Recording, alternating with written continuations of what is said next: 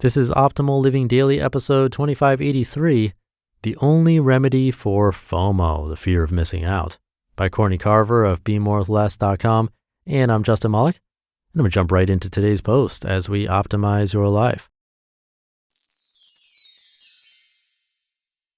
The Only Remedy for FOMO, the Fear of Missing Out, by Courtney Carver of BeMoreWithLess.com.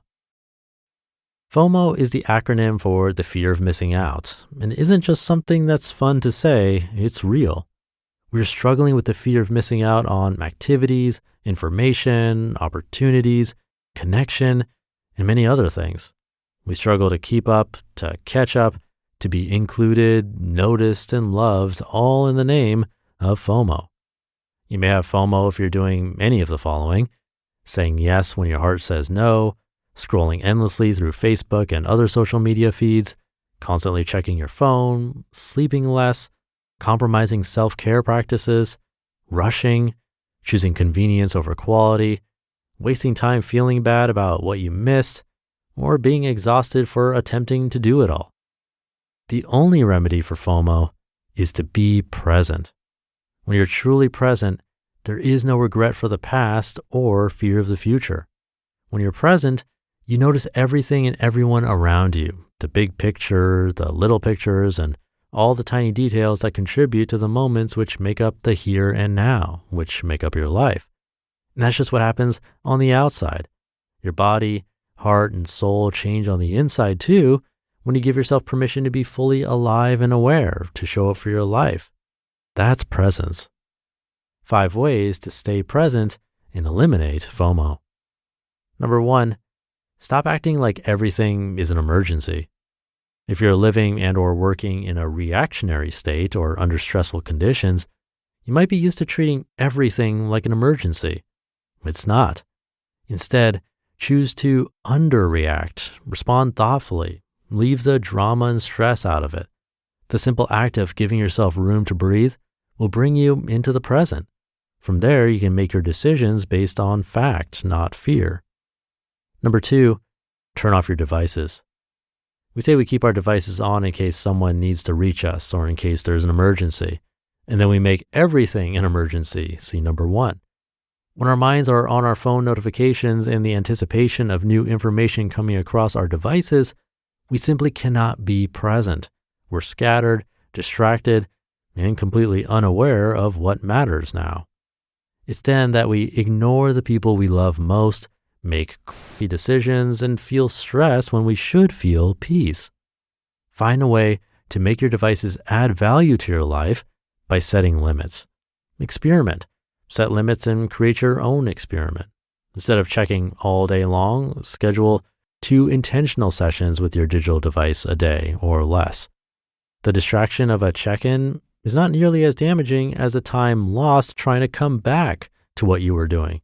That recovery takes more time than you think, about 23 minutes to be present again. Number 3, say, yeah. Derek Sivers' approach to feeling like you're doing too much is this, quote, "Those of you who often overcommit or feel too scattered may appreciate a new philosophy I'm trying. If I'm not saying yeah about something, then say no. Meaning, when deciding whether to commit to something, if I feel anything less than, wow, that would be amazing, absolutely, yeah, then my answer is no. When you say no to most things, you leave room in your life to really throw yourself completely into that rare thing that makes you say, yeah. We're all busy. We've all taken on too much. Saying yes to less is the way out, end quote. Good stuff, right? Number 4, bring recess back. Remember recess? It was that free time after lunch at school.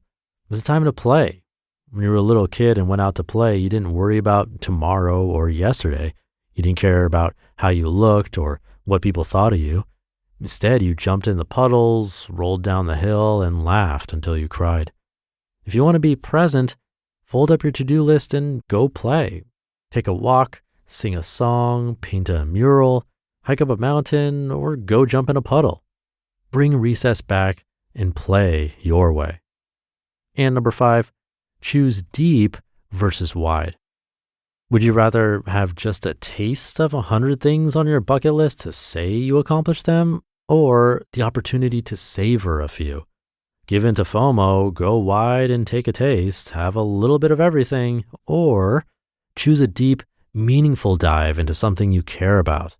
Choose a life-changing experience. Choose true love. Choose magic. Be more with less.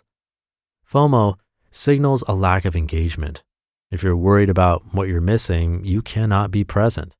Letting go of FOMO means abandoning the need to catch up, keep up, and measure up in exchange for a chance to connect and engage with what or who is right in front of you. Experiment with these recommendations to stay present in your life and turn your FOMO into JOMO, the joy of missing out.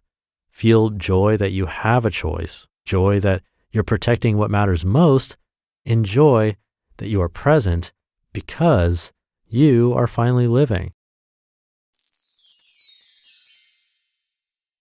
You just listened to the post titled, "The Only Remedy for FOMO, the Fear of Missing Out," by Courtney Carver of BeMoreWithLess.com.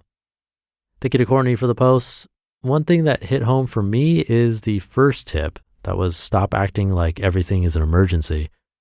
Now, I'm generally a very laid back person, and you might be too, but this could still be relevant because an email might come in, and while again, I'm laid back and go with the flow, I might fear that I'll miss a very important email or text or some other notification if I'm not within arm's reach of my phone. I think a little time here could go a long way, both in terms of time seeing the email in the first place, but also after reading the email and before responding, because then there's a little bit more processing, thinking, and settling time, which is important.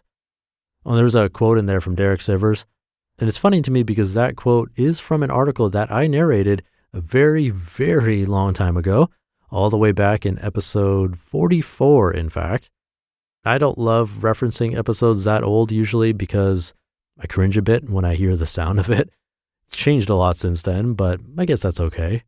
I just might cringe at this in 7 more years, who knows? But yeah, if you want to hear that full article by Derek Sivers, I did narrate that in a special episode. That was episode number 44.